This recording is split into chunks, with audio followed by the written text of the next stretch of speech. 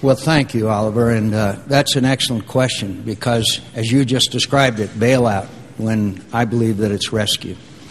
Because of the greed and excess in Washington and Wall Street, Main Street was paying a very heavy price, and we know that. I left my campaign and suspended it to go back to Washington to make sure that there were additional protections for the taxpayer, in the form of good oversight, in the form of taxpayers being the first to be paid back when our economy recovers, and it will recover, and a number of other measures. But, one of the real catalysts, really the match that lit this fire, was Fannie Mae and Freddie Mac. I'll bet you may never even have heard of them before this crisis. But, they're the ones that, with the encouragement of Senator Obama and his cronies and his friends in Washington, that went out and made all these risky loans, gave them to people that couldn't never afford to pay back. And there were some of us that stood up 2 years ago and said, we've got to enact legislation to fix this. We've got to stop this greed and excess. Meanwhile, the Democrats in the Senate and some members of Congress defended what Fannie and Freddie were doing. They resisted any change. Meanwhile, they were getting all kinds of money in campaign contributions. Senator Obama was the second highest recipient of Fannie Mae and Freddie Mac money in history. So this rescue package means that we will stabilize markets. We will shore up these institutions, but it's not enough. That's why we're going to have to go out into the housing market, and we're going to have to buy up these bad loans, and we're going to have to stabilize home values. And that way Americans can, like Alan, can realize the American dream and stay in their home.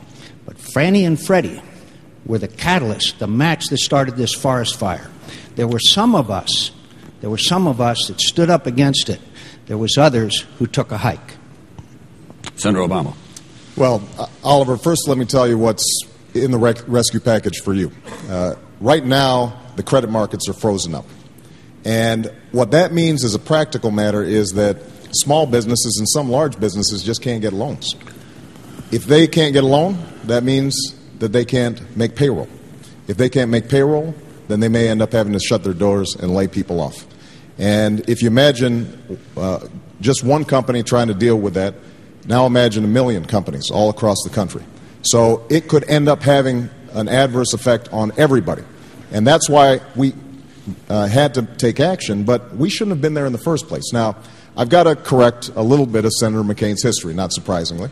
Let's first of all understand that the biggest problem in this whole process was the deregulation of the financial system. Senator McCain, as recently as March, bragged about the fact that he is a deregulator. On the other hand, 2 years ago, I said that we've got a subprime lending crisis that has to be dealt with. I wrote to Secretary Paulson. I wrote to Federal Reserve Chairman Bernanke and told them this is something we have to deal with, and nobody did anything about it. A year ago, I went to Wall Street and said we've got to re-regulate, and nothing happened.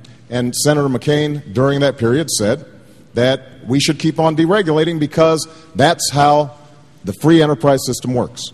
Now, with respect to Fannie Mae, what Senator McCain didn't mention is the fact that this bill that he talked about wasn't his own bill. He jumped on it a year after it had been introduced, and it never got passed. And I never promoted Fannie Mae.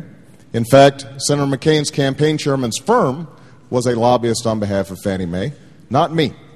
So, but look, you're not interested in hearing politicians pointing fingers. What you're interested in is trying to figure out how is this going to impact you.